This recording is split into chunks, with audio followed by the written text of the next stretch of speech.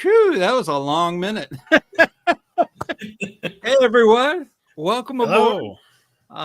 This is the Fireside Chat. This is all the scout leaders casually sitting around the fire. All of those scout people that we service so well have gone off to bed, right? And we're sitting around the campfire just kind of relaxing, talking about the day's activities and having fun. So that's kind of what the Fireside Chat is. My name is ScouterStan. With me tonight, I've got Matt in the room. Hi, Matt. Say hi. How's it going, everybody? There's Matt. And of course, we have our wonderful Scoutmaster Bucky. Right. Wait a minute. Over there. There he is. Down there. And of course, we have Mike. He's running the live chat. So he's going to be doing the questions and stuff there. So that's the neat thing. That's Mike. So Mike will be doing that. And we want to hear from you. So if you have a question, please let us know.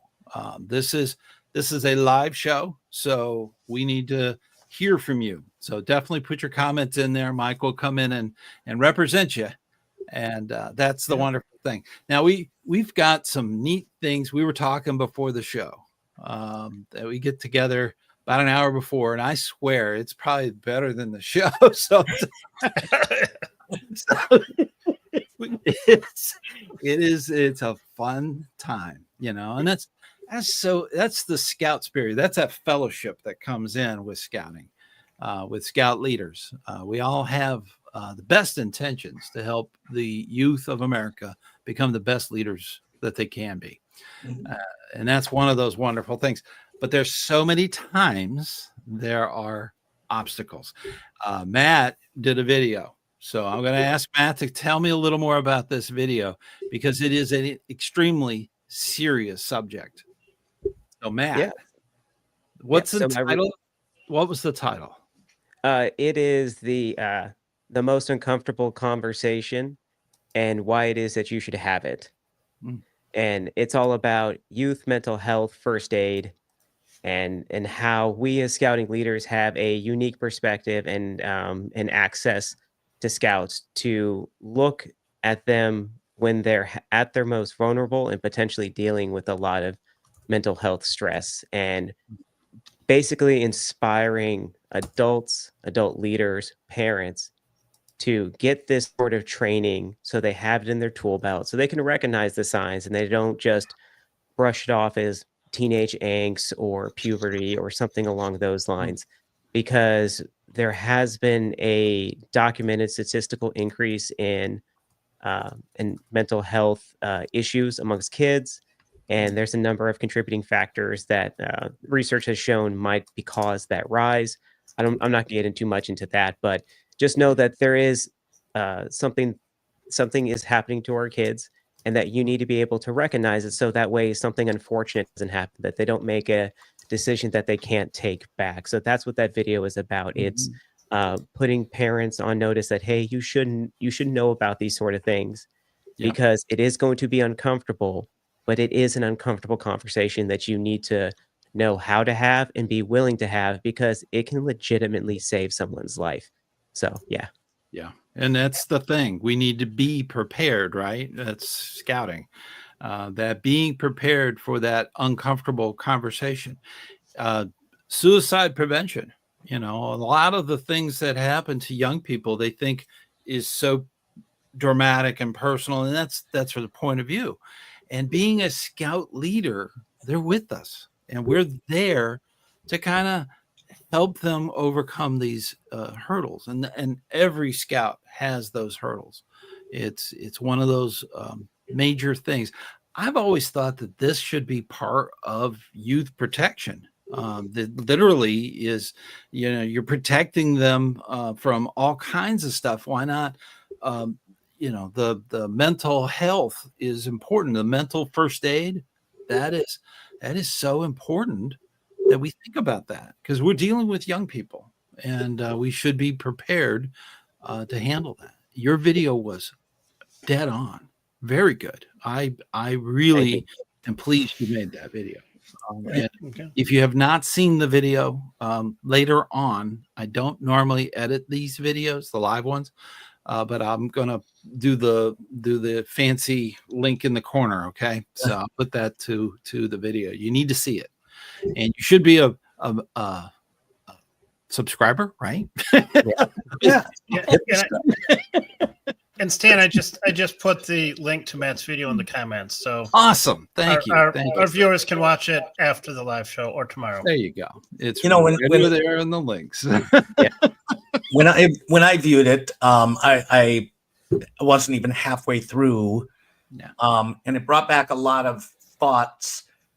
There's a group of people here in the council that I'm in that have talked, but we've been met with a little bit of resistance when we bring up the fact that, the pandemic really brought to light the mental health issues for a generation, if not multiple, because I think there's some adults that are dealing with that as well. But I got shot down by some fellow scouters for bringing it up, and I understand. I don't agree with them, but their argument was, well, we're not experts at this, so we shouldn't talk about this.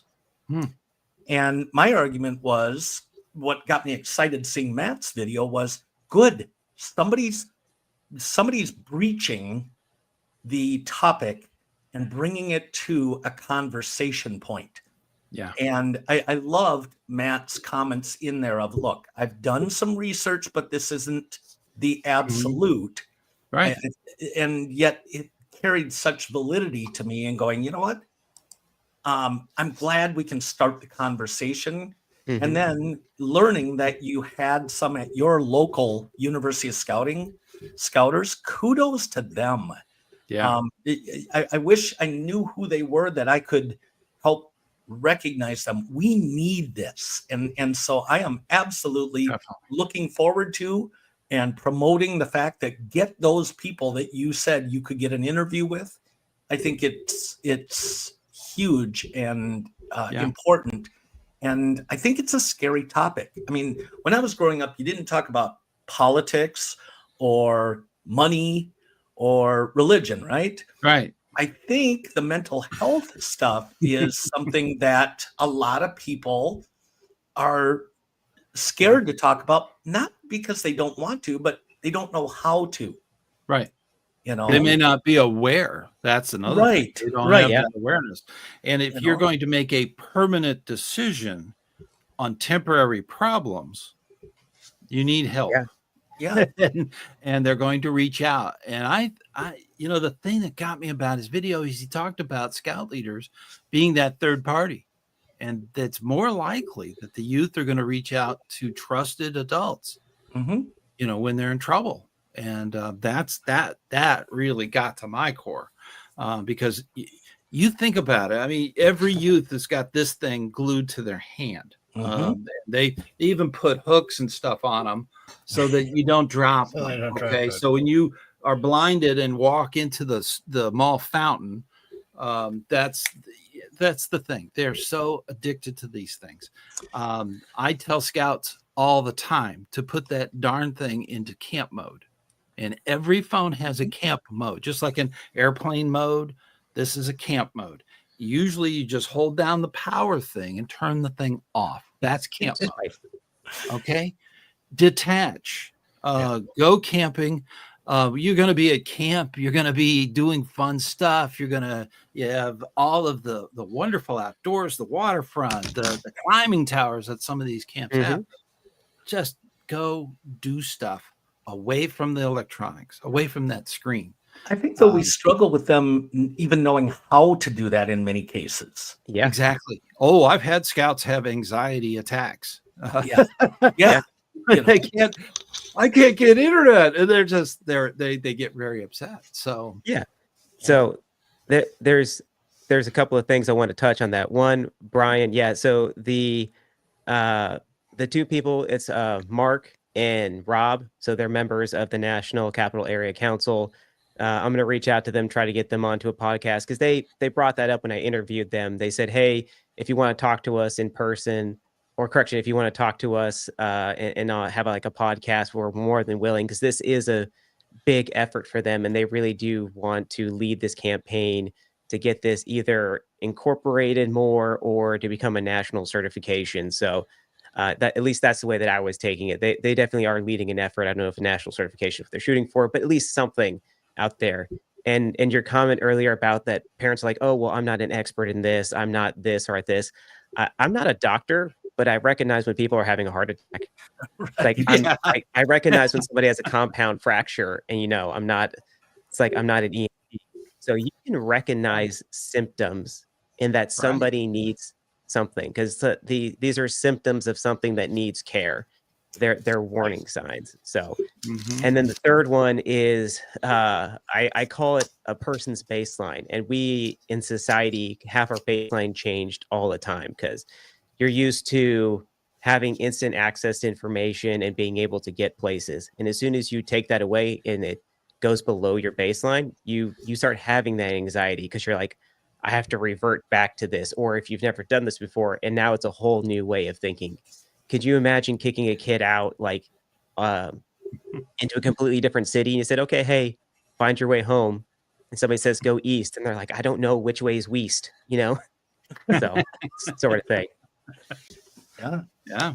It's a fish out of water at that point. So, yeah. But as scouting goes, scouting skills, these are learning opportunities. And for the adult leaders, it is a learning opportunity to take charge of some situations that may come their way.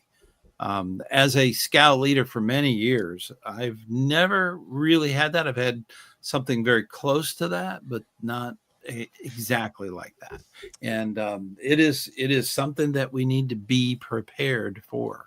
I know that's a lot of scout leaders go, oh, it's a cliche. No, it's not. It actually means a lot. And being prepared for an emergency such as that. I think it should be part of youth protection. I really do. I unfortunately have had this way too many times. Wow. My first experience was with a scout leader. He was in his second year with us.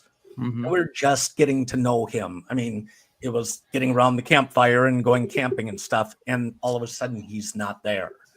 Wow. And we learned a lot more about him. I've lost 2 scouts while they were scouts. I lost one that was 24 years old during COVID, who just couldn't deal with COVID.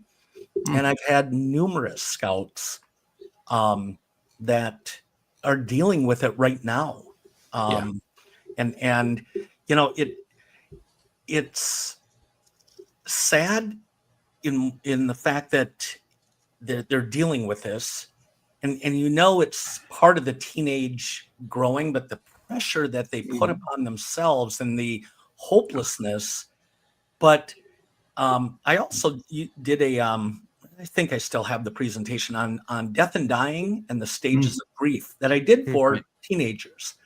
And one of the things I kind of refamiliarized myself with when doing that was how at different points in our life, we view death in a different way.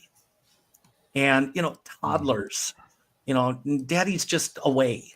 Right. Okay. Teenagers are the most reckless in the thoughts on it because it's a reset button, and that's only amplified by the video games and that, and it's still a cry for help. Yeah. In most cases. Right. And, I've had a good friend in our local scouting here who 2 months ago lost his son. He was 22 years old. And so it is very prevalent. We just may not hear about it because it's viewed differently in different faiths. Mm-hmm. Some faiths look very poorly on it and negatively on it. Yeah. But I think, and again, I can't go back and change the past, but if we can, just like we say when we do anything in scouting, we are making a positive impact. And I have to believe that despite the numbers that I've experienced that have not ended well, I question going, there's got to be some that we saved. Yeah. And I think we can do more. And these couple generations coming up through Scouts really need that help. So thank you, Matt, for doing that. Yes, thank you. So can I get Sure. have a couple comments and questions, and then we can. I think there's a lot more to discuss about very important topics. So let's. Big Red Bus said good evening. So fire needed tonight. Gloomy weather in East Georgia. Relantel, another frequent visitor, remember? Made a donation here. Fantastic. Thank you. Working towards that new camera. Okay, enjoy the format. Glad to be live. And I just lost my place here. It was right after Orlando. Yeah, there you go. Timothy, another frequent viewer. Good evening, everyone, from Bethlehem, Pennsylvania. Jared, watching from National State Council, currently doing inventory work. Okay, nice. Natural State Council. I haven't heard of that one. I wonder if that's like a rename or something. A lot of times, councils will combine. Two councils that are struggling. They'll put them together to kind of pool their resources. So that does happen. So you see new names like every now and then. Yeah. Okay. I don't know what that one is. Arkansas. It's in Arkansas. Oh, okay. I just looked it up. Yeah. Nice. Okay. Relantel is fresh off the Order Zero Ordeal weekend. Awesome. 59 fresh Ordeal members. There you go. $11. Nice. And then I threw up a link to Matt's video that will be in the comments. Good. Meredith, thank you for the link. Okay. Big Red Bus, very important subject. We covered the subject at March Roundtable due to loss of a scout 13 months ago. Okay.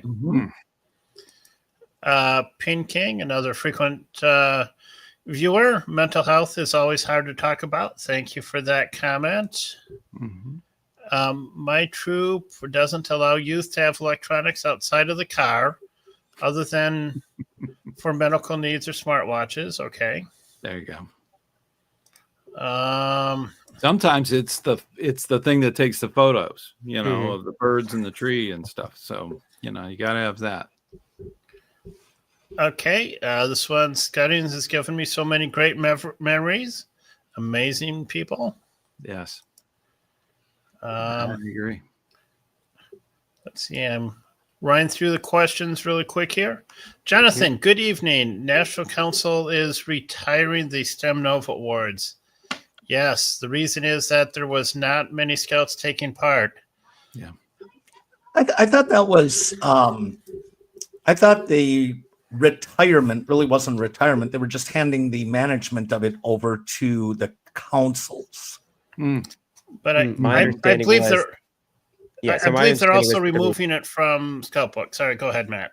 Yeah, that's what it was. My understanding was I was going to do a quick, breaking news video about this. It's like because they're removing the resources from the website, so you have until like the 1st of June or the 1st of July in order to grab that information, because you could still do it at your council level. It's just that National was only seeing that 1.5% involvement, so they're looking for ways to trim, administrative fat, as it were. So. Well, Matt, I'm going to take this opportunity to do a shameless plug. The Scoutmaster Bucky team, or the IT team of Tyler, he actually has the STEM Nova Awards on the Scoutmaster Bucky site under the STEM Nova Labs. Wow. And so we have talked about that, and we'll be maintaining that information for people to be able to access. And is that related to Scouting America's Merit Badge Lab? No, that's totally different. Okay. We just happened to call. So you used the title before they did. Yeah, well, no, actually they did. Boy Scouts of America introduced STEM Nova or STEM laboratories. Yeah. As units. And I want to say there was a dozen councils that were able to pilot the program. Wow. I recall asking my Scout executive why our council didn't go after that, and it was quite a price tag that he mentioned in order to start one up and such. And I think it was a good idea. STEM was all the craze at that time, and now they're going to STEAM, which adds art in there. Yep. And such. Funny how that's gone back, because in my day that was always there. STEAM was the thing. So yep. So well, I have to say that as we're trying to recruit for our unit and in the several units in our community, we do everything that we can to advertise a joint scouting night, and we get a couple scouts show up with their parents. And then the middle school sends out a flyer that they're starting a new robot club, and 50 kids show up along with their parents. In fact, my kids are among them. And there were quite a few scouts that joined the robot club.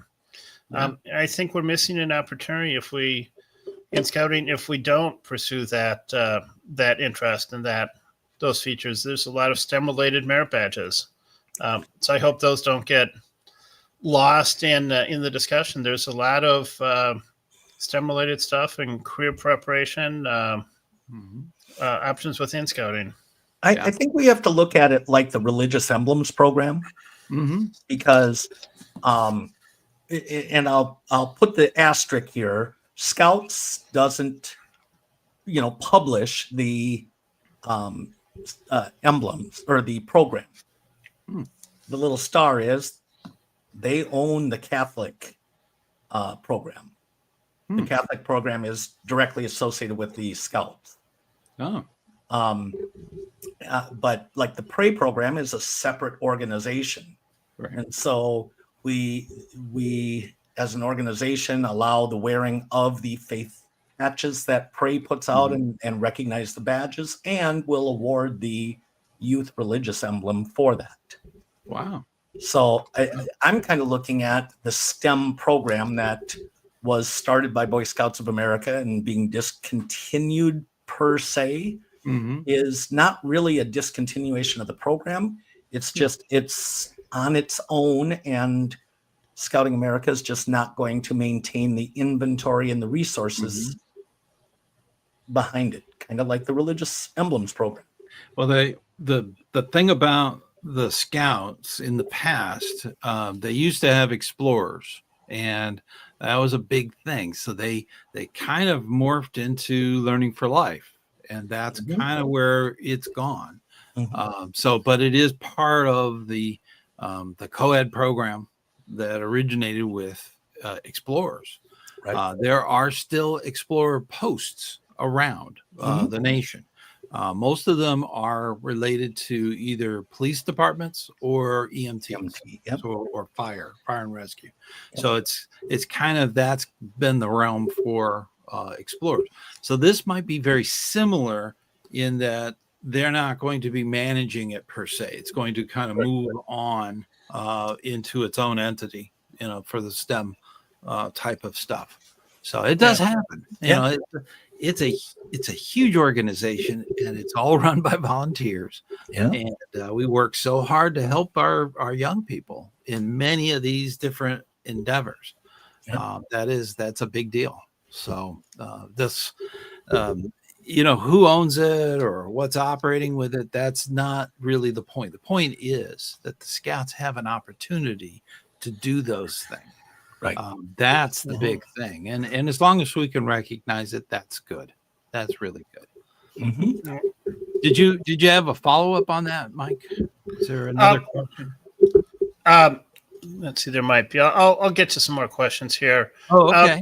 Big Red Bus, getting back to the youth mental health. Big Red Bus this is the hardest call I've ever received as a commissioner. And even more because he knew that the Scout was going to work on the music merit badge the next day. So wow, it's tragedy when you have young people making terrible decisions, in my opinion. So I think most people would agree. It's that all of that potential. What if? if they had just reached out earlier and we reached out to somebody who was prepared to give them the emergency number. Is it 988? I think is the emergency 988. number. Just that alone could be life-saving. So it's always tragic when you hear those things. It's very sad. All right, we have another comment from Kevin, looking for what are steps that units can take to up the adult recruitment. It's always a hard time getting parents to do more than just drop off and pick up. I'm assuming they're talking a troop or such. Troop or pack, either one. Yeah. Or even crew or ship. Yeah. I think a pack is easy because you simply create your program to involve the parents, and you already have the lion and tiger level that's required to be there. Mm-hmm. If your leadership understands that, you make it a fun mandatory. Yeah. But talk about the Pinewood Derby, and we're going to have a adult class. Yeah. But you have to attend more than half the meetings to qualify for the Pinewood Derby or something like that. You got to put a little carrot there. Yeah, absolutely. Absolutely. I mean, if you give them Pinewood Derby is a lot of fun. It is. It's great fun. But that's the thing. A lot of troops drop the ball. They cross the youth cross over the bridge. A smart troop also crosses the parents over the bridge. Yes. Okay. Yes. A smart troop will continue needing those parents to be actively involved. There's a lot of stuff that happens behind, the curtain. Okay. To use the Wizard of Oz. Yeah. There's a lot of people on that committee. There's people that are needed to just count the tents that they have stored. There's so many other jobs. And using those parents, you got to continue that process. Start with Cub Scouts and continue all the way through scouting. Scouting America did me a big favor when they said you have to be a registered adult leader to go to the camping weekends or the summer camp. There you go. And it's like that's been a big help to recruiting adults on the troop side. Yeah, I'm struggling myself with the pack side of getting adults involved, and it's frustrating when you have tenured scouters that are going, well, this isn't. I'm not good at this. Well, you have a kid that age, and you understand the program. What's the big deal? I think the big thing is, and Matt, you're living it as well. I am putting together a list for next year of activities, and I'm going to kind of handpick first my families and say, I think you'd be great at doing this. Can you help out with the Pinewood Derby and the snacks? Mm-hmm. Yeah. And, being flexible to say, okay, well, if you don't want to do that, I really need some help. It takes a community to make the best impact. And I appreciate that you put all your faith in me as the Cub Master to ensure quality, but you're a part of that quality. Yeah. And so I once heard an example. I didn't like it, but it's a good story.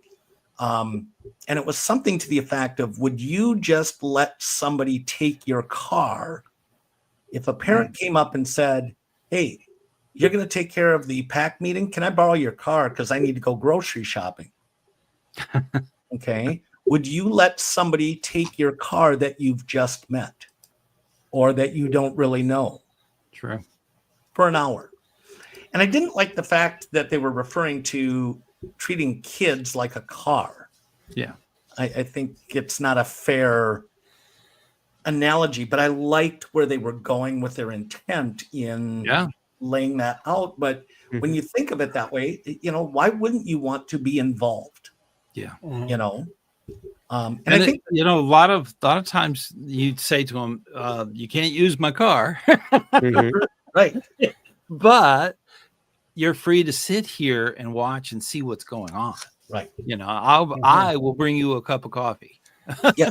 So and you can do those emails that you need to be at home to do. So because meetings vary, and that's one of those things. You got to get those parents there. Nobody likes, and it's happened so many times. No scout leader likes waiting for that last parent who forgot. Right. Yeah. That's not good. So it's okay for them to be at the meeting. Make it appealing to be at the meeting. There is scout parent programs that are out there. Then it could be as simple as just making brownies and having a pot of coffee. That can be that simple. And that way those adults could have their meeting while the youth are having theirs. So this Halloween, retention is so important.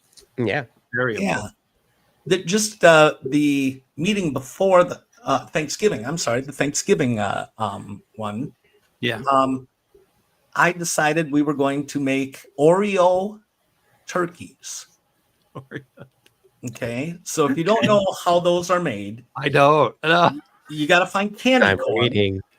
My teeth are hurting. Okay, so you get the double stuffed or mega stuffed Oreos, and each kid gets 2. And you take one and you put candy corns in around to form the little feather. Okay. Okay. And then the second one you use as a base, and you need a little chocolate frosting to act like the glue. Wow. And then you put a Whopper on there for the head. Whopper. Like a round chocolate ball. Oh, okay. Yeah, you know? Buckeye or something. Yeah. Okay. And then you can break off the tip of the candy corn to create a beak on it and stuff. And then a little red frosting to make the, what is it, the gaggle? Is that what it's called? Has anyone ever successfully done that without eating it? Right? That's the. Oh yeah, you have to have extra Oreos because even though you say now these aren't to eat yet, you still get some kid that goes, "Oh, I love the middle of the Oreo cookie." You do have to have extras, or the ones that, oh, I accidentally broke it, so it's not good anymore. What should I do with this? Oops, I broke it.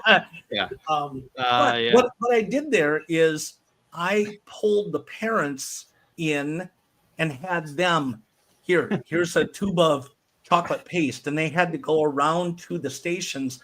But it wasn't just for the kids to have a flow and order. The parents then had the station. This was real simple activity. Perfect. And I think that breaks the ice sometimes in just getting them to interact with the other kids and be a part of the program. Yeah. Well, a lot of times parents have the mortal fear of looking silly in front of kids. Oh, I don't know. I look to make them look silly. They have that total. I mean, and kids love that. Yeah. I learned that as a Cub master. I came out and it was a goofy time, and everything just crashed and burned. It just was terrible. The kids loved it.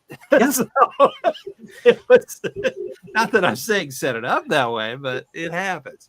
But there is a danger. There is a danger to that as well. I mean, I lost a scout family, I'm pretty certain, this year.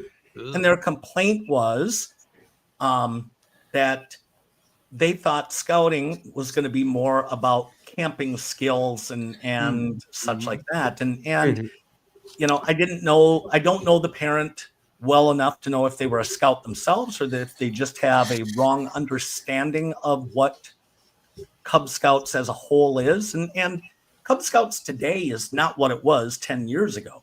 Yeah, absolutely. Yeah. Because of the mental health issues. I mean, just getting these kids to interact, to pay attention, to not be, it's not all about me. I mean, they don't necessarily say that, but they need it though. A lot of these kids have struggle with manners, struggle with teamwork, and some of it is hiding their insecurities and self-esteem issues that the parents aren't even seeing. Well, they don't see it because the phone is in the way. It's constantly, Well, I mean, it's myself. anti-phone. It's kind of hard when you see something every day, and you become used to it, and your coping mechanism is to shove the phone in their hand. Why don't you go play a game on your DS that we paid so much for at Christmas? Yeah. Exactly. But I'm struggling with that right now with some situations, and how do you help the families and the parents, especially in Cub Scouting, but it applies to the older kids as well, without criticizing or complimenting, for that matter, parenting style, or parenting choices. Mm-hmm. That's a big question. I don't think it's a thing with trying to appeal to that parents. Scouting doesn't work out for some people. No. I know that's anti the recruiter in myself is screaming. But scouting doesn't work for some people. Some people don't get it. That may not be what they want. So that's fine. And don't try to tailor everything in your program to satisfy the one or two that might not be a good fit. Okay. Yes. I believe that scouting is going to be going through a renaissance. There are scout troops out there that do all kinds of fun, incredible things. And it's a matter of finding one that matches the parents' desire. That's the key. If they can do that, those 100%. Kids are in for a great ride with scouting as part of their life. Yeah. Mm-hmm. I said I that. think Mike has a lot of experience with that. Yes. Yeah.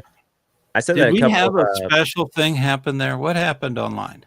I saw something come up. Money? Is that money? We got a few memberships. Yes. Well, Relantel gifted 5 memberships. That's awesome. Thank you. And Stan, do you want to talk about memberships? Memberships, they get you early access. Everybody else gets the videos on Wednesdays.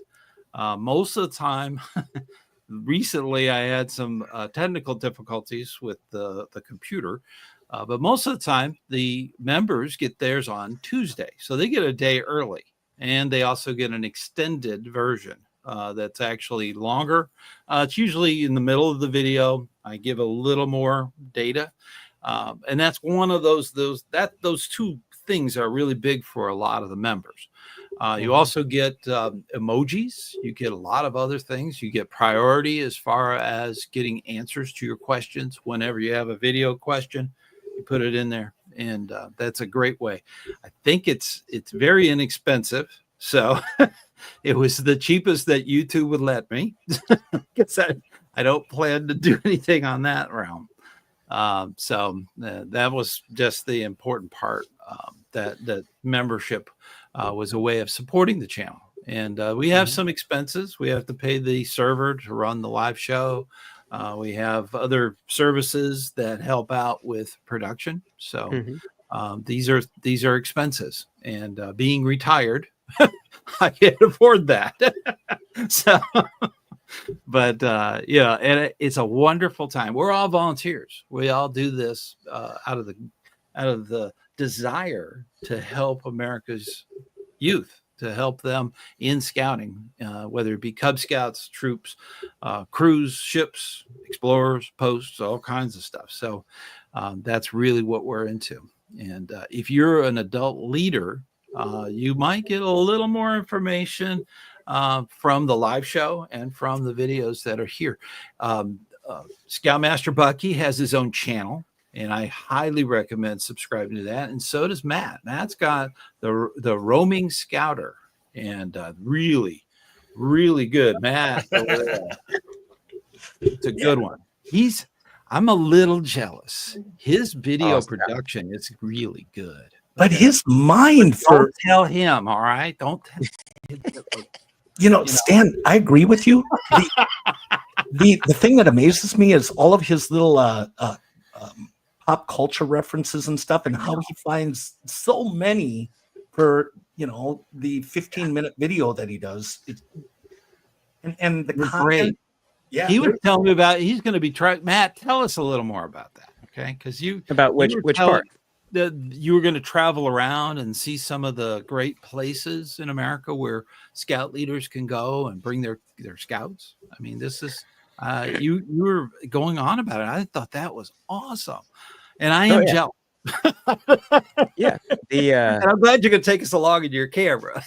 Yeah, no, absolutely. Yeah, I'll a little I guess a little sneak peek for those in the watching live. So next month is obviously Memorial Day in May, and for the entire month, I'm going to be doing a special about different memorials, one each week. So this week or last week, I took off from work and I went out and I filmed at the National Marine Corps Museum just outside Marine Base Quantico, and then I went north and I filmed a bunch of the different memorials that are out there. And I also have some time scheduled in the coming weeks to go into Arlington National Cemetery and then to Fredericksburg National Cemetery, which has has gravestones going back to the Civil War. And then it's going to conclude with the Memorial Day special. Because, yeah, I want people to know, especially scouting leaders, to know, hey, these places are out there and you can go see some very cool things. And then you can bring it back to the methods of scouting, to the lessons of scouting. And all that. You can talk about, hey, when you're in a unified effort, like we were in World War II, where everybody's doing, like working towards a common objective, look at the great things that you can do. You can ramp up industry. You can do all these sorts of things. It's to help the parents say, hey, we can go to these cool places, and I'll try to provide you the logistics of it. Like, hey, go here during this time. Just know it might be 6 miles. So if you have Cub Scouts with their tiny legs, it's going to be difficult. Yeah. But if you go in the summertime, it's 90% humidity at 90 degrees. So bring water, like those things. But yeah, that's the intent. That's the roaming scouters. I want to go to these places and I want to give you guys that inspiration. Go, hey, you went there. That's awesome. Because anytime I go to a place, I went to San Antonio a couple months ago, and I remember the Alamo's there. I started looking up other places. It's like I go straight to YouTube. So I thought this is a great forum for it. Yeah. Inspiration for scout leaders. I think that's wonderful. And there's a lot of opportunities for your unit to do service back to the community. And this is one thing I learned a long time ago with scout troops, ones that are doing it right, as we say.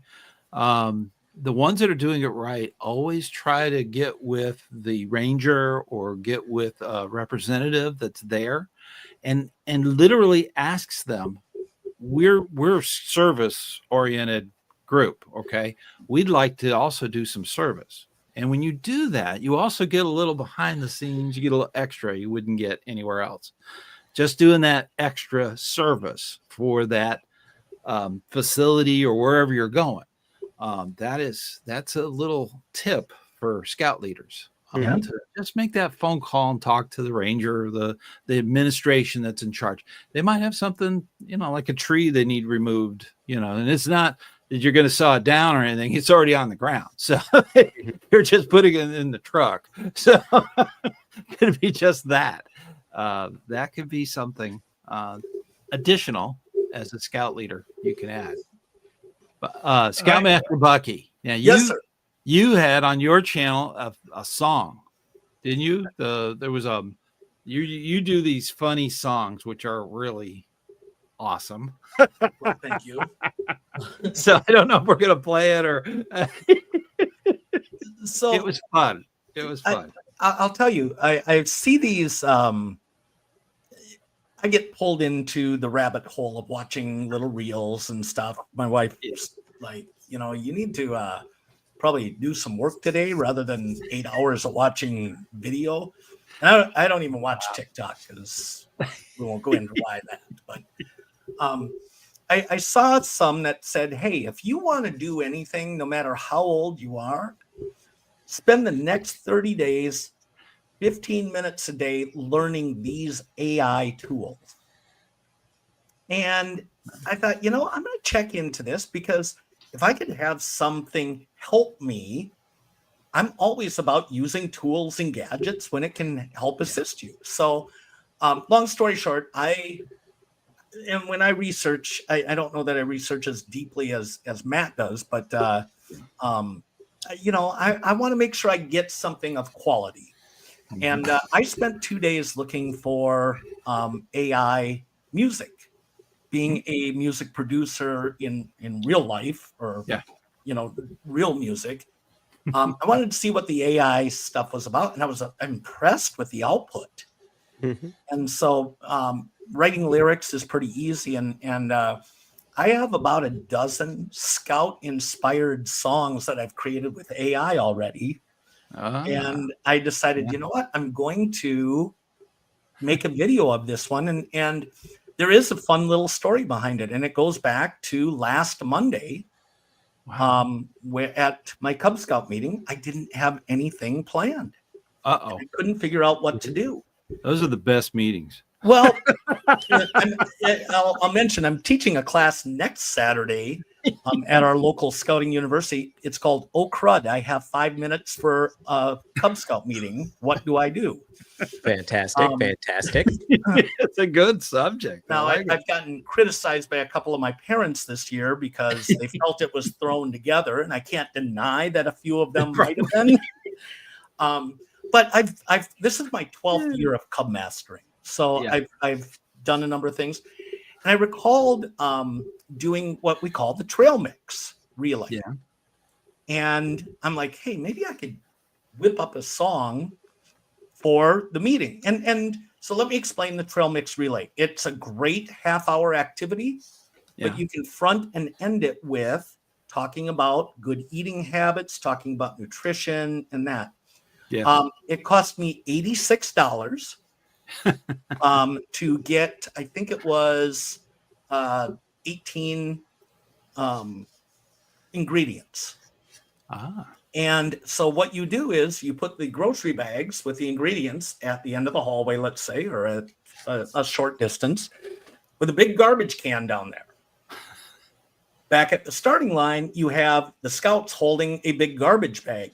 And when you say go, it's like a relay. The kids have to run down, grab an item, bring it back, tear open the box, and dump it into the garbage bag. Wow. Now they got to run back and throw the garbage away and then come and tag the next scout off. Now we threw a little bit of a twist in there because as one team got ahead, we made a rule that at any time the Cub Master could say walk.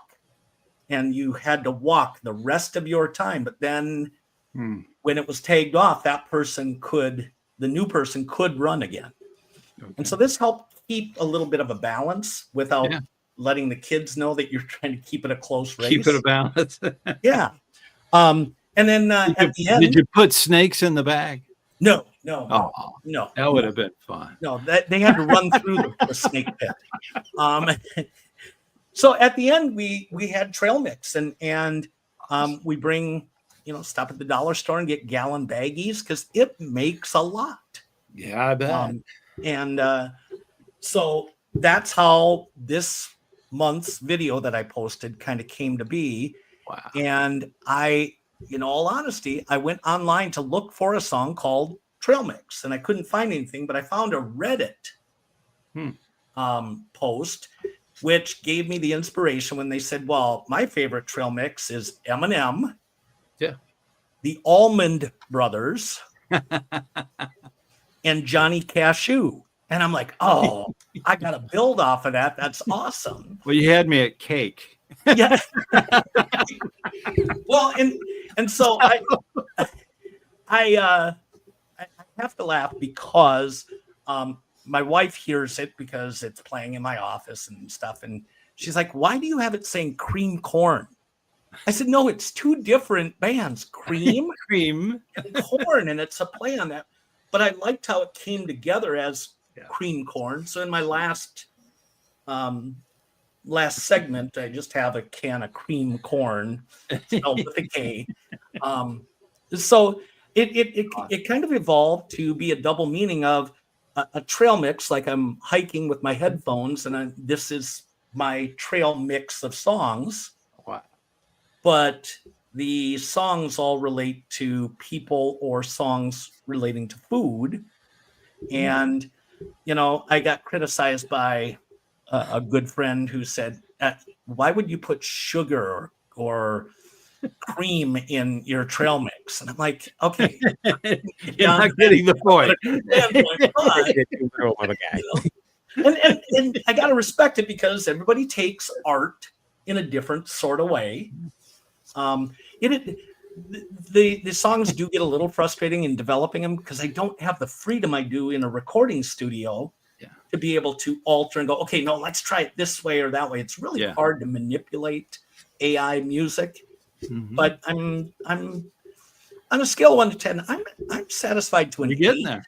Yeah, and I like the stuff you do for the scouting songs. That's great. That's I got a dozen more, and all I need is an inspiration. You got a CD, right? Now, at the old days back then, we can put a CD together, and there we go, and we can sell it. Well, I'll tell you, I'll give you a teaser. I've got one for a Pinewood Derby. That one's already. I have Ode to a Sleeping Bag already done. Nice. A couple. I got a great catchy one for the Scout Oath. Nice. So I'm kind of developing my next year's Cub Scout program and figuring how can I incorporate things that are interactive for the elementary age kids. And I need a catchy, fun song that they can play along with. And this will be an easy way for a refresher and for teaching the Scout Oath and Scout Law. Awesome.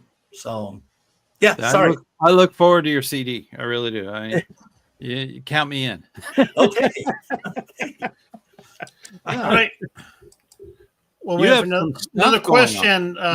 Viewer is starting a Sea Scout ship and looking for resources that are not long, like 30 pages long. Any suggestions for some shorter resources to look at? Tell you, Sea Scouts. I'll start out, even though I just talked for 15 minutes. I pushed it. When I hear those questions, I've started 3 units now. The challenge isn't starting the unit. The starting is the easiest part. Okay. The only advice I would give for starting is familiarize yourself immediately with the William D. Boyce New Unit Organizer Award. Okay.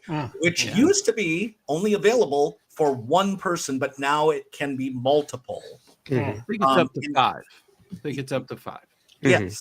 And that has to be started before incorporating, we'll call it, or chartering the organization. There's stuff that has to happen prior to that. So I recommend that. But starting the unit, you need to set it up for success from the get-go, or you will fail no matter how good your intentions are. If you don't have a strong number, I might be high. I think you need to have 8 to 10 committed Sea Scouts that are willing to say, I'm coming to the meetings. I want to do this, not just a secondary registration or, I think it. Well, I think if you have that, then there isn't an issue about starting because it's driven by the kids. They want to. Your job then is simply make sure that you are helping them find the resources and give them the direction that they need.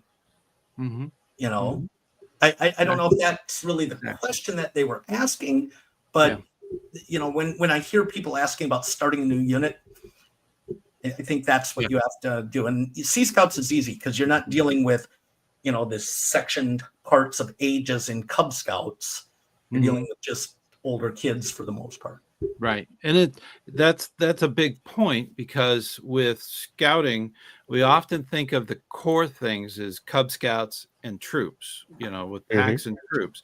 That seems to be our focus on the leadership, those two, and adding in additional things because you have a lot of scouts in a troop that would be that are the Sea Scouts is very appealing to.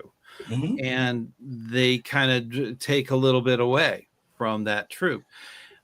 Scout leaders get kind of protective territorial on those units, and having those scout leaders kind of be involved also in that unit will make that crossover not as stressful, where they're not allowing their scouts to move into some of the more mature stuff like a crew or a ship.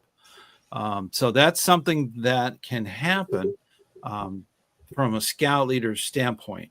And you're absolutely right. Start off with the William Du Bois. I think it's a square knot. Yep. It is. Yeah. That you can get, and you get up to 5 of those. I think 5 different people can get that in the same unit. So if you're founding a new unit, start off on the right foot. Make sure that you follow those instructions, get a good commissioner to work with you, and get your adults in line to help the youth. I often have to think about scouting is to serve the youth. That's what the youth want. Okay. And as adult leaders, we need to be prepared to do the things that are needed, get the training, get all the things in line, and not literally cause the unit to be hamstrung off the bat. And it's going to fail anyways, because it doesn't have that structure. And that's the key. If we can make sure that the adults are on board with that, the ship will sail beautifully. So as far as the Sea Scouts, and that's true for every unit. There's a video coming up that's going to be on the channel here called 3x3. It's the new concept of 3 adults and 3 youth. That would be it's up to your council to do this, but it's developed for rural areas where there may not be enough youth, and there may not be enough adults. So it's a rural concept of a micro unit, and they don't have a committee. they don't have a charter. They're literally part of the council. So this is almost like Lone Scout, but done a little bit different. So it's a brand new thing. It started last year, last summer. Yep. And it's getting momentum, and I'm thinking it's going to work out great. I'm hoping it will, because then once they get rolling with it, they might get absorbed by other units. So, or they might just create their own unit. So this is a good way to get that snowball effect going. Yeah. That's just something that we're going to be working here for the units. Yeah. I see tons of questions coming in, Mike. That keeps getting cut off. I got one thing I want to throw in there that I think is very important that Bucky pointed out, is that sometimes us as adult leaders don't look at the award requirements because we're like, oh, we're not in this for square knots and awards and stuff. But a lot of the times, scouts, I've noticing over the last couple of years, uses like the power of the patch. They will use an award as a way of getting people to understand the different key performance indicators of like a unit or being in a certain position or something like that. So like, think about JTE, even though it's been sunsetted, is that JTE was, if you're doing these things, like that's what a successful unit, retention, activities, all of that. So I think that that's fairly important. Is like, as adult leaders, don't be afraid to look at those awards. It's not selfish of you. Like, you've earned those things, because sometimes you might look at it and go, oh, we're already doing this stuff, or, hey, that is something that we should be doing. And it's another way of scouting, pointing it out. So I just wanted to make that point before we go into more questions. And Stan, you made me think of one other thing, in the fact that as a scoutmaster, communicate with the units that these Sea Scouts might be coming from, because there's nothing more frustrating than as a scoutmaster to go, where's Johnny?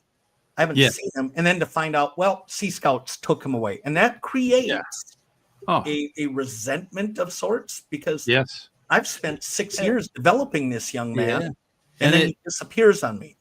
Exactly. And they get all upset about it. They do that with OA too. Order of the Arrow. They get OA is that could be a whole topic of conversation for another campfire.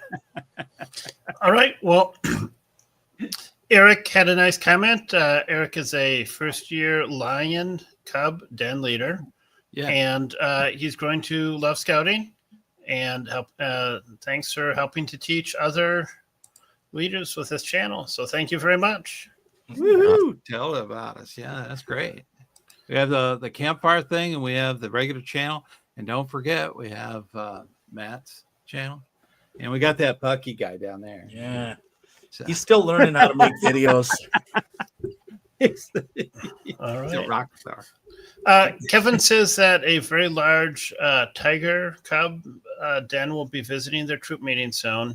And any best practices? I guess I'm not really familiar with the Cub Scout den visiting a troop meeting, but anyone have comments on that? Mike, there's some more that he posted that I think is important to include. Sure. Should the parents stay with the cubs, or should they have separate activities? And then there was one more that I think he had. And should we be sharing information about joining Scouts BSA, or is it too early? And yeah, that was kind of my question, is like tigers going to a troop. I mean, I think it's cool because they can kind of see something to aspire to, but it does seem fairly early. Yeah. I would say your thought should be remembering what it's like to deal with first graders, and their attention span is literally about 3 minutes, 17 seconds. Yeah. Yeah. Just being a little facetious there with the precision, but I would absolutely not be bringing anything more than a comment to the parents when and if it's appropriate to say, yeah, this is what you get to look forward to. And you don't have to come to every meeting. Right. So it's planting the seed. Yes. It's not recruiting. Tigers is not the time to be recruiting, but it is the time to plant the seed that, hey, we're here. Yeah. And the best thing, the best outcome, and this is from Scoutmaster hat to Cubmaster hat, is if I'm bringing my tigers to the troop, I want to see my scouts connecting with those first graders. Those first graders will think those older scouts are the cream of the crop, the most awesome.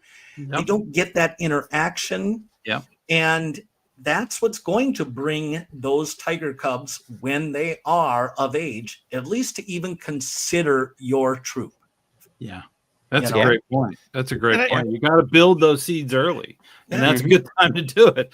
You don't oversell with parents there too. And I wonder if Kevin might have meant that it was a Weeblo's den rather than a tiger den. I'm not sure. Okay, maybe.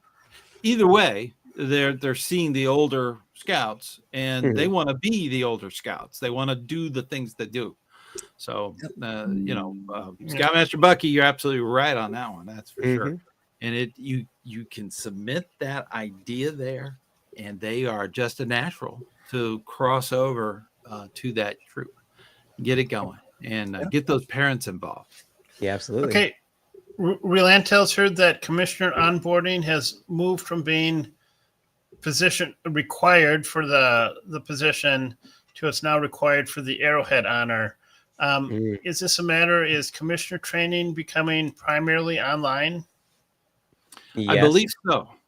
So. Yeah. Yeah. Then I don't know, Matt, did you have anything to add to that? I think that is, I'm putting in for my Arrowhead Award because I got denied my master's at the Commissioner Science College, because they're like, do you have this yet? I'm like, no, I'm at month 11. They're like, cool, you get this certificate, we'll mail you the other one when you get your Arrowhead. I'm like, okay. They had different arrowheads in the past. They had different they had a bronze one, they had a silver one, they had a gold one. They had different ones for different positions. So for the Arrowhead, but that's a commissioner thing. And most of the time when we talk commissioner, that's kind of outside a unit. So when you're dealing with a pack, a crew, a troop, those things, this is like another realm, another area of scouting. The commissioners, they go way back. The very first commissioners were the professional staff from National. That's where it all began. and it still exists even today in scouting. So it is the glue that holds all those units in your district to the district, and then the district to the council. So it's that whole system. So when we start talking about district and stuff, I want to make sure that's real clear. It's not part of the unit. Only every unit has a commissioner. A lot of them don't know who their commissioner is, and that's sad. We need more commissioners. So we need more commissioners. Units outnumber commissioners 40-1. So it is not good. So we need to definitely work on that. So. All right. So here's a question from an Order of the Arrow member. And question is, if the council merges, what Order of the Arrow patch do they wear? Most of the time when that happens, I know of two lodges that actually had that happen where they merged. The not only the lodge is going to change because you're getting those two together, they may be losing a camp. Typically, the lodge is associated with a camp. And if you've got two districts coming together, they might put one of the camps up for sale. So that it is a huge heartache for a lot of scouters. So when that happens, the easy thing to do is renaming. So the council gets renamed, the lodge will be renamed. Usually you get combination names. They use the first part of one and last part of the other. It varies. That's kind of the thing that happens when two councils merge. They're trying to decrease the costs. It costs a ton of money to run a camp. Okay, camps are very expensive, very, very expensive, and that's a major burden to a lot of councils. So that might be one of the driving factors of the merge. And with that, all of those lodge members are absorbed into the new lodge. So from both councils that are merged together. So that's the easy way to do it.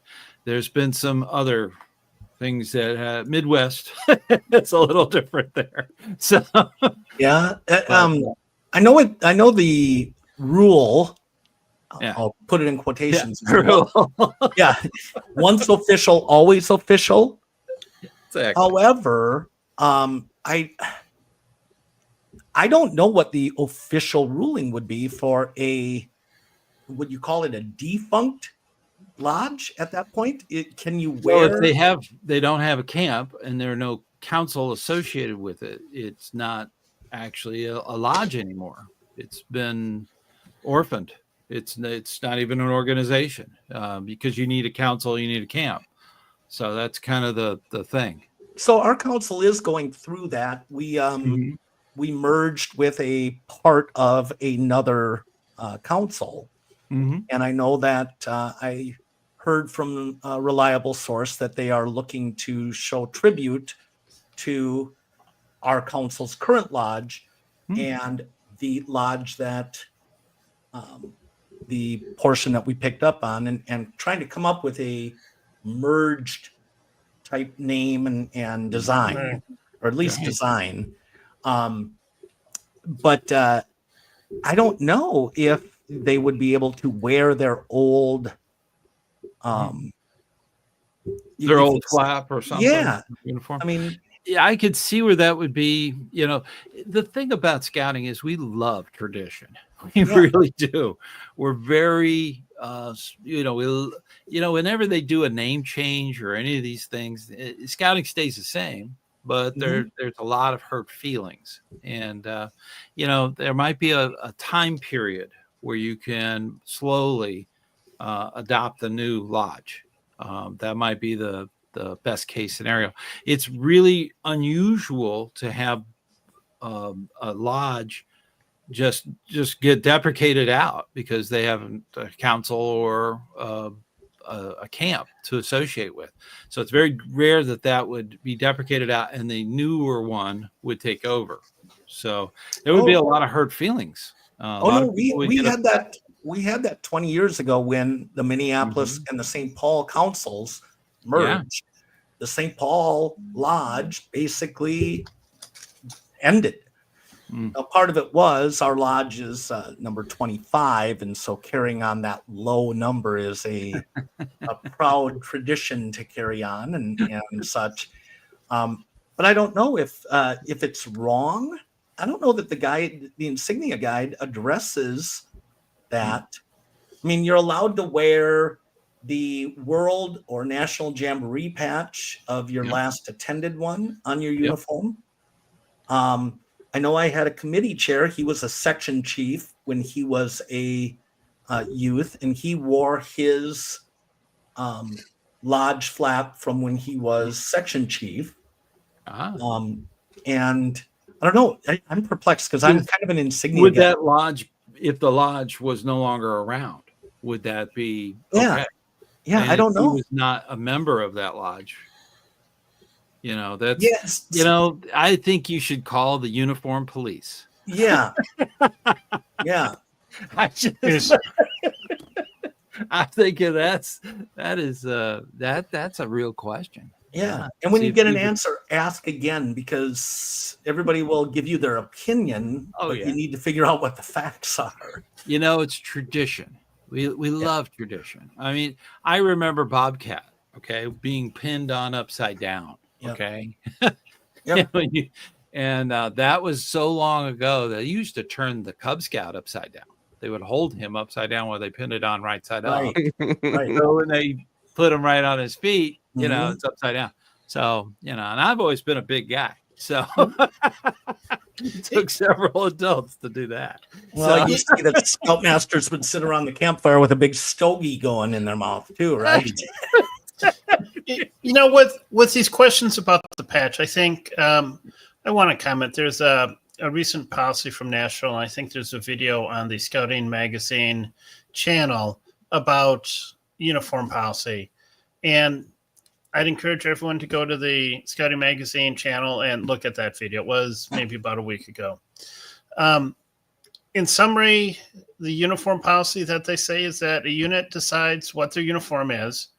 And another very important thing in the new policy is that people from other units don't comment on someone's uniform. Yeah. So there's no one saying, hey, you should be wearing this or that. It's up to a unit to decide.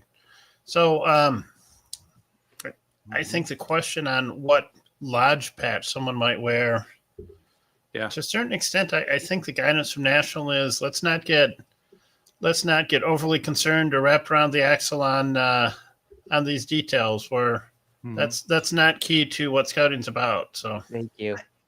I agree, but I think the one thing that I would caution, at least in the question that was asked, was if you weren't a part of that time window, I don't think it's right for you to wear it then. Mm-hmm. So yes, I have a problem with the little outer ring that you see around a lot of the WOSM, the purple patch. If it says it's celebrating 2010, and the scout sitting at the board of review, I'm thinking he was 2. Well, you got to be careful if they got the uniform. If they got the uniform handed down to them, and traditions are very important in scouting. So I want to hear about that patch. I want to hear about that tradition. With the back on the flap thing, I always go by the one I'm registered to. I'm not with the same one that I was tapped in with. So, I go by the registered at that time. Yeah. So that's what I do. And I put the other ones on the inside of my sash. It's mainly to create a sash that I can, like a cheat sheet. I can actually pull it open and look at it and say which years that I did these things. It's kind of a cheat sheet on the inside of the sash. Well, and also when I'm talking to people, I say, "Oh, I know, that lodge. I was tapped in with them at Makajuan." So I'll throw a question out and throw Mike a wrench here because I know he's got a few things queued up. He's always got stuff going on. But what are your guys' thoughts on the is it the OA story that gets that is sold and oftentimes seen sewn on the back of the OA sash? And my understanding was nothing goes on the sash except a few years back they did some service patch that you Yep. could register for. That was my understanding. That's the only authorized item. Yep. On the In fact, if you look at my sash when Mhm. I'm representing the OA, that was a video. Yep. Win to sash. The outside of the sash is there's a red patch on the very top, and that's for the centennial. It's the 100th anniversary of Scouting in OA, and that is on there. That's the only thing that's authorized. There is a 25th. There's a 20th, a 50, and a 75-year one. So there's like other ones that you can put on. But that's the only thing you put on the outside. The legend that you're talking about is all just pictures, basically. And a lot of scouts will put that on the back of the sash because it covers the whole length, basically, of the sash. That is not authorized. They don't do that. I have one on mine. It's on the inside. So you really can't see it. And the reason I did that is that the fabric is really thin and it's hard to get through the epaulette.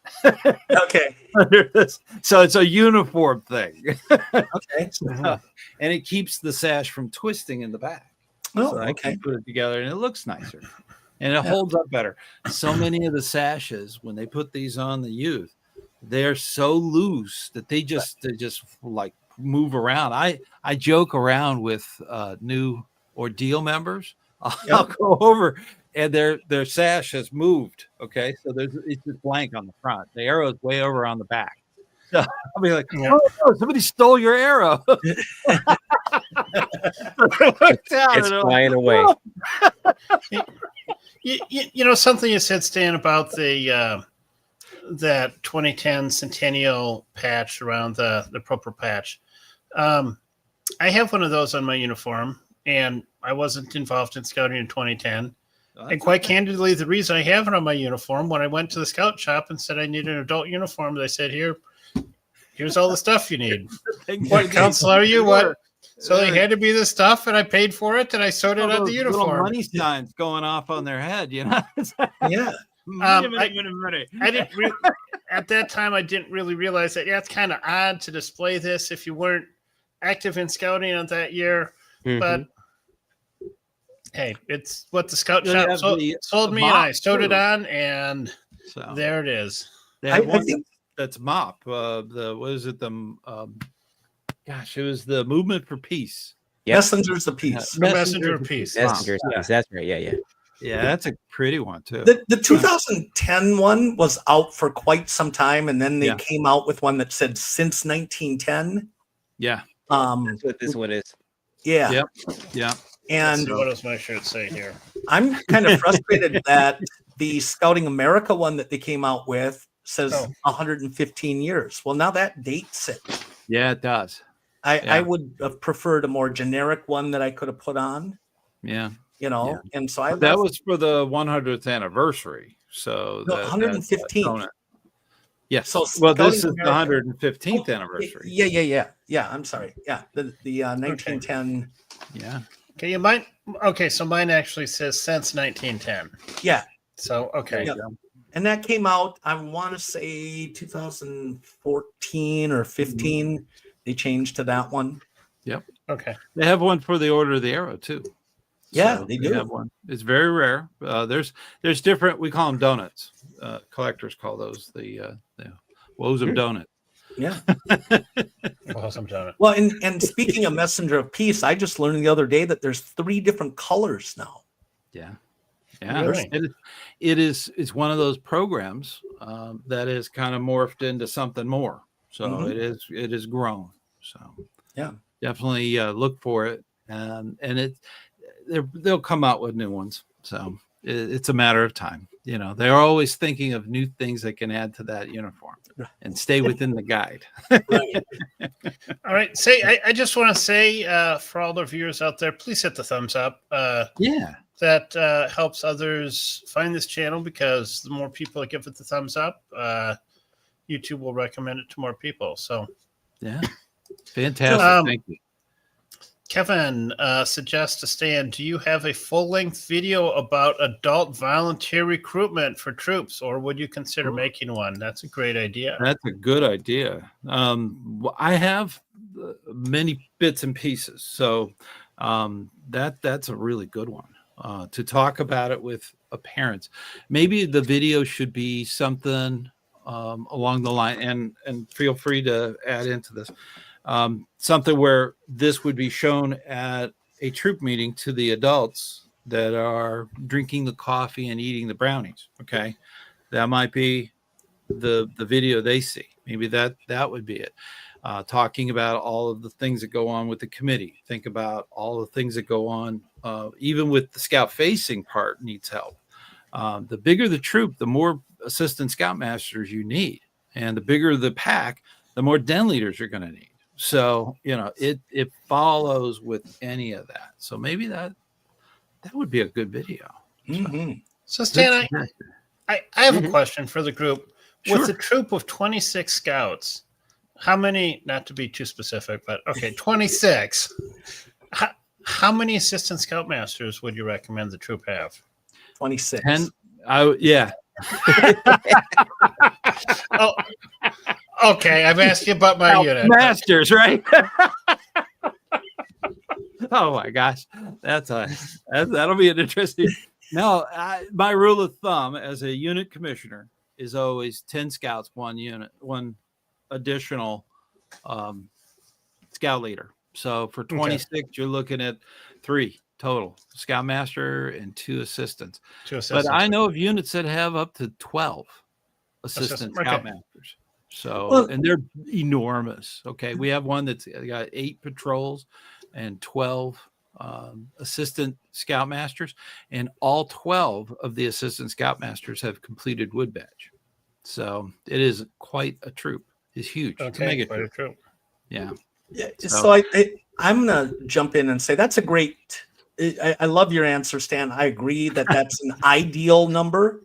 Yeah.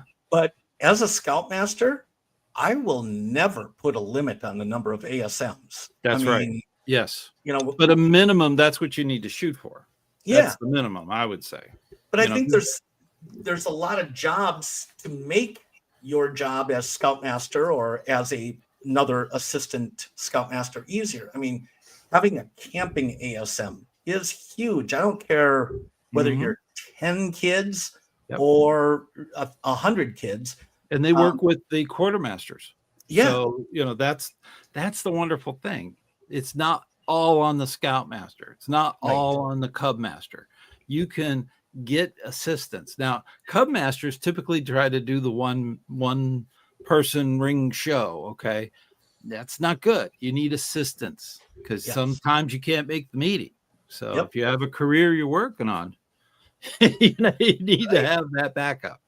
But as far as a troop, yes, you need that to be to just be the mentor and the coach for all the different departments, everything from the scribe to the patrol leaders to be there for the youth to manage their own unit. Right. That's really what the scouts masters are doing in a troop. In a pack, it's a program. Okay, it's a program that's all there, and it's just a matter of following it through and having that backup and having those assistant den leaders and den leaders. Critical. Now, when you're talking crews, there's advisors for everything. Okay, when you talk about a ship, there's now from the skipper on, there's a lot of different positions, and it's all very specified. But you're dealing in the latter two, you're really dealing with older adults. Yeah. So, let me ask further. What do you think the most important? I think when people think of assistant scoutmasters, they think of the equivalent to a den leader. That an assistant scoutmaster gets assigned to a patrol.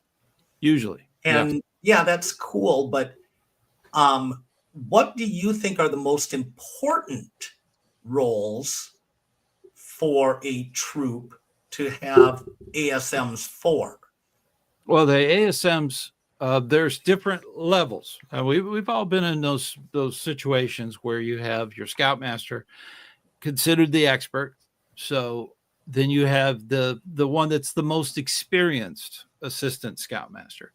Those need to be the experienced ones need to be helping the other assistant scoutmasters. Okay. They are there just kind of to help out. And if there's a board of review, or not a board of review, a scoutmasters conference that the scoutmaster can't do, they do it. So it's usually like the pecking order per se. Sure. And then all of them should have a patrol. It's not necessarily they're in charge of that patrol. They're in charge of mentoring the leadership of that patrol. That's the key. They're not there to run the patrol or to police it so it doesn't tear the room apart when they're having their own patrol meeting. They're there to make sure that the leadership knows what to do, what to confront, and what to work on. That's kind of the mentoring process. It's a big ball of parts that are moving, and being the management needs the management being the cub master or the scoutmaster. The management of the unit is really to them, and if they don't assign the task, they get the task. So that's where you get burnout. And they need to delegate. That's huge. I guess I was delegating those tasks out is everything. I was looking more from the fact that the assistant scoutmasters traditionally are den leaders of the patrols. But I have like a camping ASM. And a quartermaster ASM.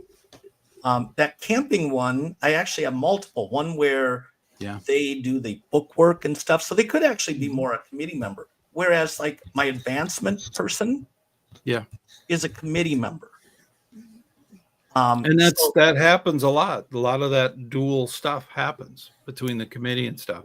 And when you're scout facing, that's a scoutmaster or a cub master, a den leader. When you're scout facing, that excludes you from all boards of review. So that's the downside of that. Well, so and that's they why can be on the committee too, but they can't be on the boards of review. Well, that's why we have our advancement person as a committee member, because they can help facilitate the boards of review and stuff like that. So they're really not necessarily an assistant scoutmaster. Right. In that situation. Right. So it gets kind of technical when you're dealing with who can do what. So. And for us, or at least how I've asked my unit to run, is if you're going to be an assistant scoutmaster, at a minimum, I need you to go and become trained, meaning you're going to IOLS. And being trained, because I want to make sure that we're as 100% trained as possible as a unit.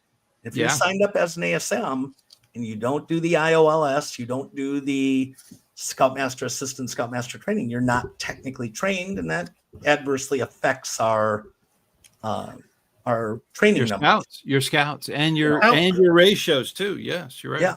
Can one of the commissioners in this meeting tell me what percentage of adult leaders are position trained? I think it was. I've heard a number that was surprisingly low, but I can't. It is. Nationally or just in our district? Well, I think nationally, I don't know. Ooh. Nationally, I heard it was 60%. Okay. Yeah, I was going to say like 40% are untrained. Yeah. Yeah. And, there's some caveats to that. Recently, I don't know if anybody knows this, but recently they made a lot of people untrained because of weather. The hazardous weather training. Hazardous weather thing. Yeah, I need to redo that. Yes. Yeah. Hit the numbers. And the minute I heard that, I took the training. So I did make sure that, I didn't want to hurt the district's numbers. So that's all leaders need to do that. Yeah. Well, let's get to a couple questions. Big Red Bus asks, are we planning to go to the National Jamboree? I don't know. Oh, National I Heifers forgot. broadcast from the Jamboree. You love to go. I forgot to do our plug. So yes, we are hoping to get an invite Yeah. and broadcast live on the Jamboree stage with one of our Campfire Chats. I know that Matt has been including a plug for that in his videos. That's neat. In our first Campfire Chat, we kind of tongue in cheek, but then kind of it rolled. I mean, you can witness it going back and watching that video, how it started kind of jokingly, but then like, yeah, that would be kind of fun. And so we would love to be invited to come do a show at the That'd be fun. Heck, we'd do a daily show, wouldn't we? Like in the afternoon. Probably. Pride booth. Come see the freak show. Yeah. Exactly. Yeah. You know, I think We could have a little campfire there too. I think if we had enough people, send an email into the National Jamboree folks or such and say, bring these guys. Yeah. I'm sure Matt and Stan and Mike would make it. I don't know if I'd be invited, but you'd make it. We'd make you go. Yeah, you know what? And I'm going to make this commitment for all of us. If we do get an invite, I'm going to write a song, an AI song. There you go. That will be a dance song that we have to do. Oh my. I think Matthew's got us. I mean, I am a triple threat, so All right. Do canes and walkers count? I mean, Oh yeah. Well, I know that Matt is probably the closest. Well, probably he is the closest, and if he's the roaming scouter, I think he'll make it whether he gets invited or not. Am I wrong? Yeah. So I had actually all 100% tried or had considered going because I'm like, I've never been to a national jamboree. It is only 3 hours to the west. So I'm well within striking distance. However, I found out that my eldest son will not be old enough to attend because there is a 12-year-old cutoff. So he will miss it by a couple of months. So I do feel like that I would be wronging him in some manner if I went by myself and didn't take him. However, if we are invited to go, I'll say, hey, sorry, bud. No, it's like we got to go do some stuff. So. No, we'll put it in the contract like Van Halen did about the green M&Ms. Your 11-year-old son must be allowed to attend. Family's allowed. Yes. Exactly. Yeah. Or at least we can get a VIP tour for him for the day. I've visited jamborees, and the one that I went to as a youth was the 77 jamboree. So back in the day. But as far as the national ones being held at the summit, that is a beautiful facility. And I have visited other jamborees and saw Cub Scouts running around. So as a visitor. So I don't think it would exclude them from being in a unit in an encampment. But they can definitely visit, and they could definitely be with you, at the event. So I don't think it excludes any of them from that. I was a venturing leader for our council's contingent in 2017. Okay. And I know that one of my friends, Moose, shout out to Moose if you're watching, he came with his kid who was Cub Scout aged. And they had day passes for them to partake, but camping was not something that they could do. They could do it off site and such. Yeah. But no, we'll just, I'll commit to you, Matt. I'm not going unless you are and your son can go. Me too. If somebody out there in TV land watching knows somebody at national, pitch it out. I'm gonna keep putting it on the videos. We've got 15 months or something like that. Yeah, we've got plenty of time to work out the logistics. I think there is a question that comment that someone made for reaching out to him. So okay. Oh, really? Awesome. So let's pull those strings, that we all know somebody, in scouting. I see the comment from Big Red Bus. I want to say that there was a maybe I'm getting it confused with NOAC, but I think they have a daily newscast Yeah. Um, Yeah, they have some news things that they do. They have Jamboree Online, Jamboree Radio. Yeah. So that's something that's very popular. The online thing is more international. So, and this is Scoutmaster Bucky reporting to you from the kayak station. Over to you, Matt. yeah. Like I'm over here at the BBs, and I've only got one injury, so I think we're doing fairly good. 99% passing, so I think we're. All right, you two. All right. Well, our audition tape in sometime, right? I think we're getting. It'll be fun. Just like with Scouts, when it gets too silly, it's time to move on. So, Yeah. Right. Thanks, Dad. Relantel asked about there's a national meeting coming up next month. Yeah.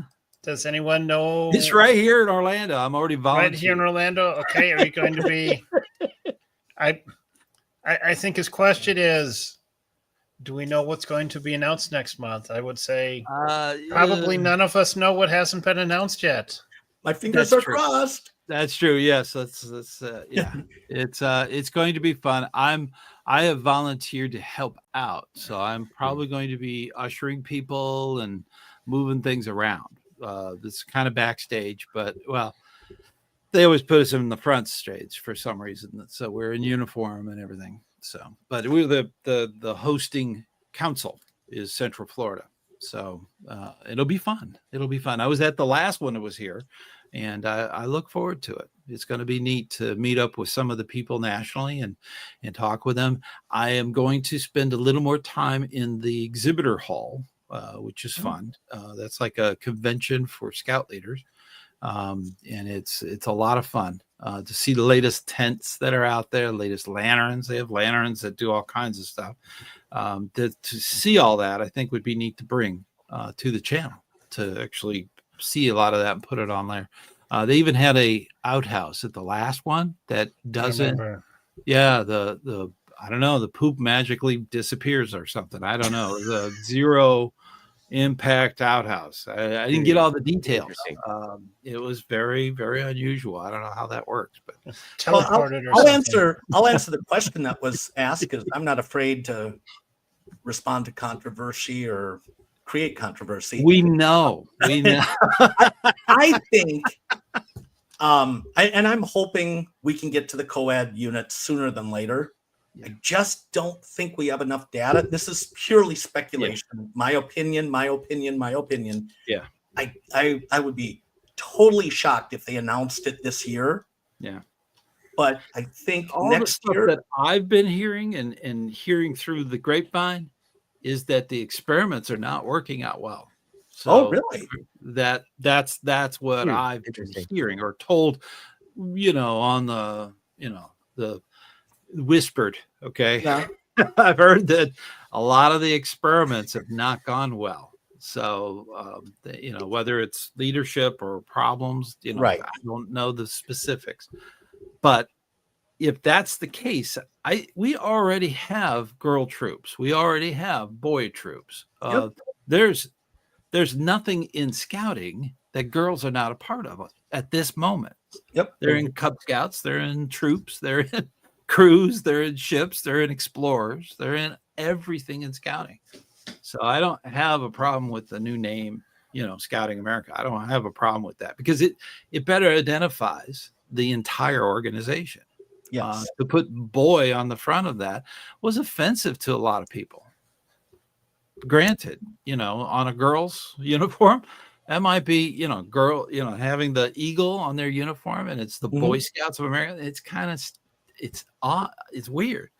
And there are parts of this country that have problems with that term used derogatorily. Yeah. Okay. Where it's a demeaning thing. Okay. Mm-hmm. So just getting rid of that because there's nothing in scouting that girls aren't a part of already right now. Right. So Scouting America. I think they're going to come out and say it's up to the chartering organization's choice. Yep. Yeah. And we will allow you to register as an all boys troop, an all girls troop, or a co-ed troop, but there's going to be. I think that's where the problems were. What?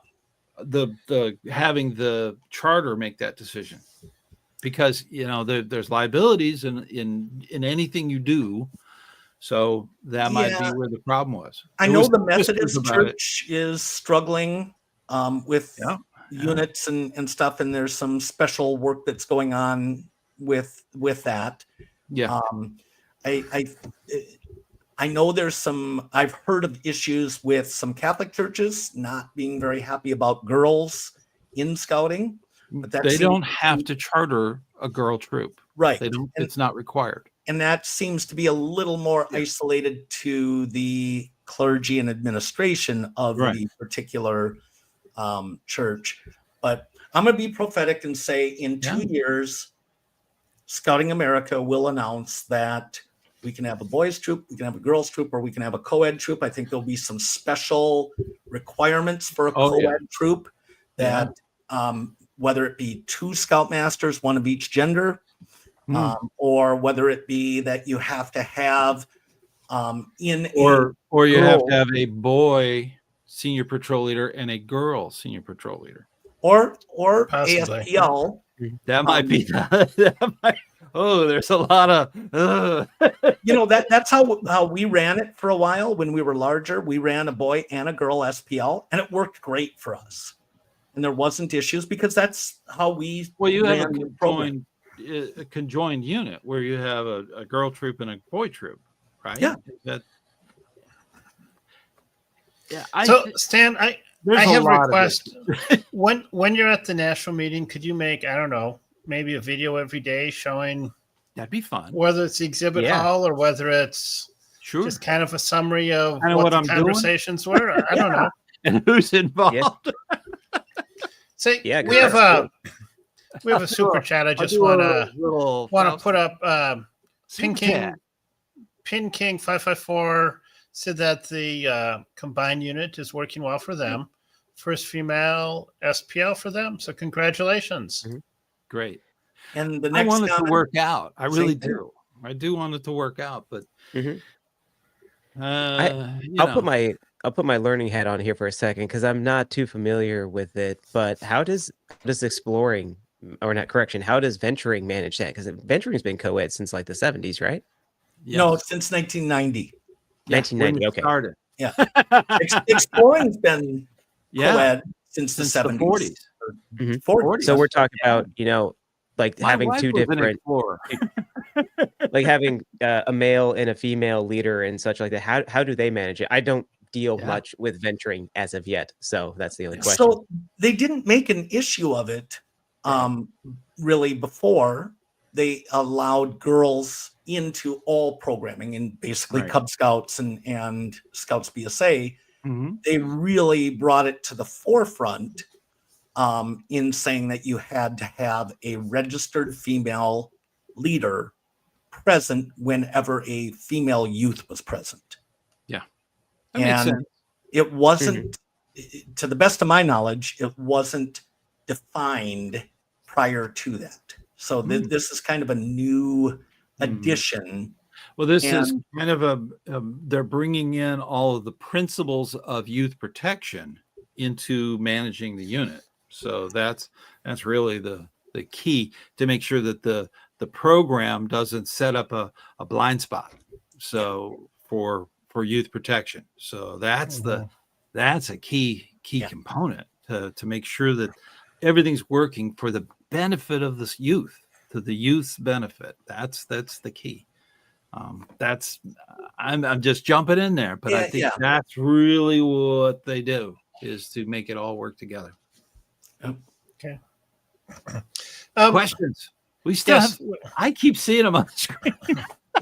And in fact, I'm kind of debating here. Some of the questions are about things that we discussed a while ago, so I'm kind of debating. Maybe I'm not going to go back to questions from quite a while ago, but well, I'll call one out. Mr. Hines says in the 1980s is when the World Crest Patch came to be. So thank you for looking that up for us. Okay. There was one about JTE in there, and it being sunsetted, and I was wondering if Bucky was going to put the JTE scorecards up until the ideal scout year was was put out there, because I think that I was trying to find a centralized location for it. I don't have a website like you do. I'm not cool yet. So yeah, I can do that. And if Tyler's watching tonight, I'll make sure I follow up with him. He's kind of my website guy, and he's your webmaster. he really is. We actually just met yesterday and came up with some new ideas. So fantastic. Well, the thing about the sunsetting of that particular program, it's not necessarily the ideas of that program that are gone away. It's the reporting part of it. That's the big thing. So a lot of people are confused that, oh, we can make it up now as we go along. No, there's a plan. Well, and I think the reporting isn't necessary, because through Scout Book and through the database, National can. They already have that data. So, yeah. Matt, let's coordinate on that, because I know like our council would rewrite some of the JTE stuff. So I want to make sure that we have the national versions, at least for posterity reasons. It's a good guide to follow, whether you get reporting or not. Exactly. What wasn't clearly defined was this was put together not just to earn a patch to wear, not just to get a banner for your flag. It was basically to help ensure quality programming. Exactly. And so, And I remember back in the 90s, there was the quality unit patch, which was very similar to JTE. All right. So question I just flashed on the screen. Someone asked, when did the purple patch come in, the WOSM? What's the history of that? WOSM is the World Organization of the Scouting Movement. It's a purple patch with a white rope around it with a square knot at the bottom. We're members of that. There's different scouting organizations that are of other organizations, but the scout movement that we're in recognizes like 160 countries scouting programs, and we're Scouting America is part of that. So WOSM is the world crest, I think a lot of people call it. It used to be back in the 80s, they would require you to go to something international, like a jamboree or something that was international, in order to wear that. Yeah. Now, since we've been members, full members of it, it's on every uniform. And Mr. Hines actually just posted the World Crest patch was first introduced in 1955 in the World Jamboree. However, in the Boy Scouts of America, it initially had specific restrictions and was only worn by scouts and scouters, I assume, because that met those restrictions. Yeah, that was the only one that I knew of because I went to the Jamboree in '77. That was that I could wear at that point. So through the 80s, that was the way it was. The thing is that there's a lot of questions about that. I recently had a question on the channel where somebody was very insistent about the Girl Scouts and the Boy Scouts are the same organization. And I'm like, no, they're different organizations. They were started by the same family, but not. Exactly. But they're under different guidelines. Yeah. Ours is WOSM, where I think it's WAGS is the one for the Girl Scouts. So, and that's the World Organization of Girl Guides and Girl Scouts. Triple D. Okay. But that's just a side note on the thing. Okay, so Timothy said that we can ask him questions about Scout Shop related things because he works for Scout Shop. That's discount tab in the room. Watch out. Timothy says that they have been trained in order to have a complete shirt, the CSP, the unit number, and the WOSM patch. Nice. And the ring must be on the shirt. I have to comment, and this is where the ratings go down. It's their job. If my company is to sell scouting stuff, of course I'm going to tell you. It's the supply division. Yes, you need a sleeping bag too with the logo. You need the belt. You need the underoos, the pants, the performance shorts they just came out with. That $45. And don't get me started about their socks. Oh my goodness, those things are so comfortable. Their socks are incredible. You would love. You think I'm kidding? I'm not. You would love one of the employees at our scout shop up here. That's all he does is secondary upsell these socks. I Those finally had to socks tell him, are- look, quit asking me about socks. You There's know? there's a woven part in the middle that squeezes your foot as you walk. It's so. Yes. Oh my gosh, Yeah. you could walk 10 more miles. It's so. It's their best socks ever. All right. It's amazing. Well, Timothy said that next year there will be a new ring patch introducing Scouting America since 1910. And Or sewing. That's awesome. I also noticed what Bucky mentioned. The patch is currently available. 115 years of scouting. So, okay. Mhm. Well, why do they have to put it starting, or would they say established 1910? Since they say? 1910. My 10? shirt says since 1910. Since They should 1910. be, the old logos that had established 1889, that kind of thing. You could have that on there. They'd be really cool looking, Yeah. Established would be better. So Big Red Bus, in reference to our show going to the National Jamboree, said we could sign up for staff. He is a commissioner for the Echo One sub camp and the staff camp.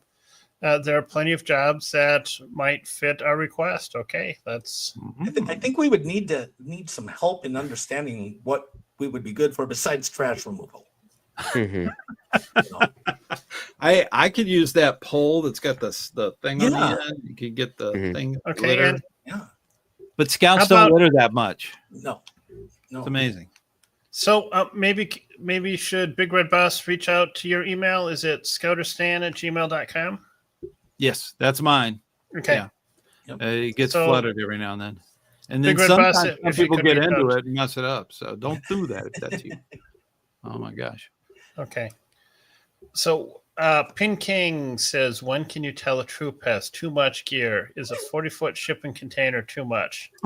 I know of a troop that has way more than that.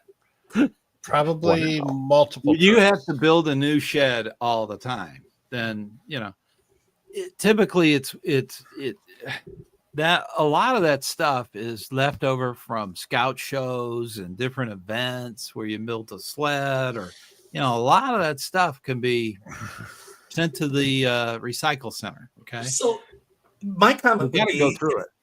I actually went through this yesterday. Tyler and I hung out at my place and we went through electronic gear. And I said, I have so much. What do I? And he says, if you haven't touched it in a year, do you really need to keep it? And I would take kind of that same approach. Yeah.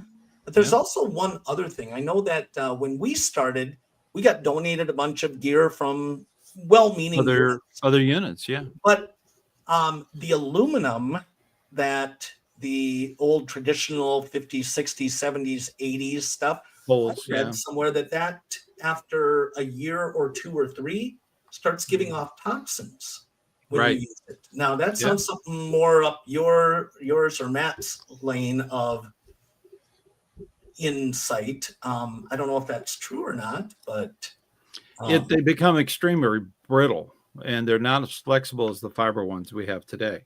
So I would upgrade to fiber, 100%.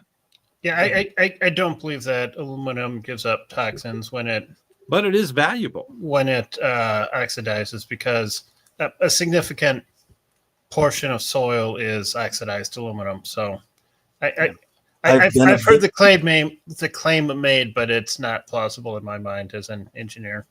I've been a victim to folklore. Okay. Uh-oh, is that a song? It's about to be. Yeah, exactly. There you go. Okay. There you go. So Gregory commented, as I think we've discussed, that in the 1980s, the World Crest was only for people that had attended an international event. Mhm. And Relantel commented it was changed to automatic in the early 1990s.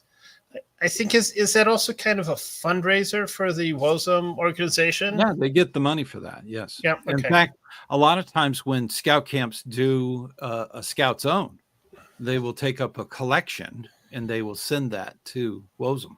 So, Okay. kind of a donation to the foundation. They're based in Switzerland, I believe. Stockholm is in Switzerland. Oh, that's Sweden. Sweden. That's I think Sweden. that's where they are. So, Okay. Gregory also says international encampments have dealt with co-ed troops from all over the world. Yeah. Good point. yeah. Kevin says he has found the combined model hugely beneficial in a number of ways, and they haven't had a single issue. Well, good to hear. That could be a good topic to talk about next month is combined units, pros and cons. Yeah, that's a great idea. Yeah. Yeah. But we have a special thing we're going to do next time. Oh, we are. You remember? Oh, It yeah. happens to be on May the 4th. May the 4th. Yeah. So I don't know. I think May the we 4th do be with Darth you. Vader and all that fun stuff. Yeah. Are we going to dress up as our favorite Star Wars character? I think we should. I could. That's well, an interesting it's hard idea. to talk through that Chewbacca. I mean,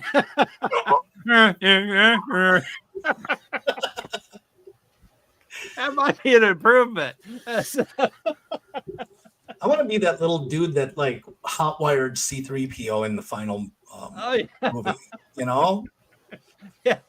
Oh, the little Butchka guy. Yeah. Was part of the I don't know what he was. It was sort of weird. He was genius. Yeah. You know? Yeah. I think there's a couple more. We can do everything. So, Okay.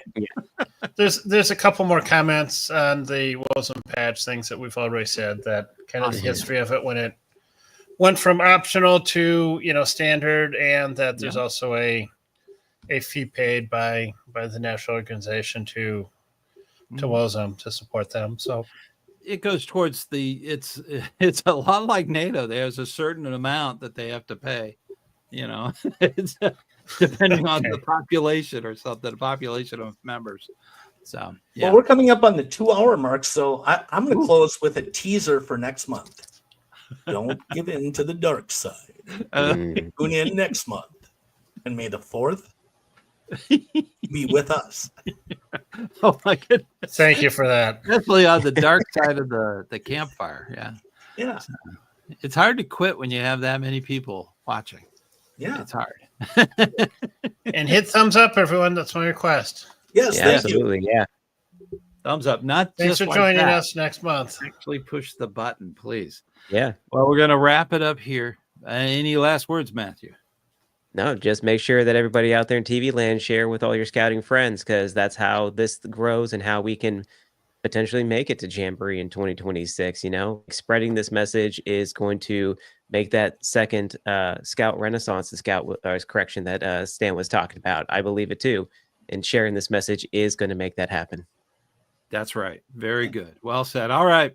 Scoutmaster Bucky, you had your 2 cents, right? Yeah. I just say thank you, everyone, and may the 4th be with us.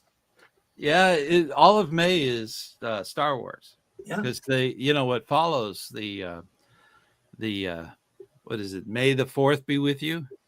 If you really do things wrong, remember the next day is the Revenge of the 5th. Mm-hmm. Oh, jeez. Oh. Yep. Fade to black. Fade to black. With that, anything else, Mike? We got anything? No, I think I'll let you hit the. We're gonna hit the button, and we'll hit the flush button. So, Good till night. next time, Okay. folks. Good night, everyone. Good night, everyone. I'll see you on the trail.